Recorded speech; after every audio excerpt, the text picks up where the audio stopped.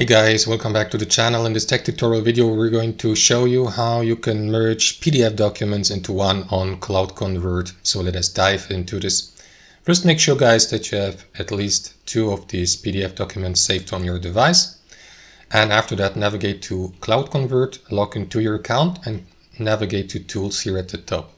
Then here in the bottom left you will see these options, Merge Files, and under it or below it, Merge PDF. Click into it. And what you want to do next, guys, is, let me just remove that job here. So what you want to do, guys, is click into Tools, Merge PDF, and then you may select the PDF documents on your device. So you can click into Select File here or into that drop-down menu and choose the source, like your device, Google Drive, Dropbox, OneDrive. I will use them from my device.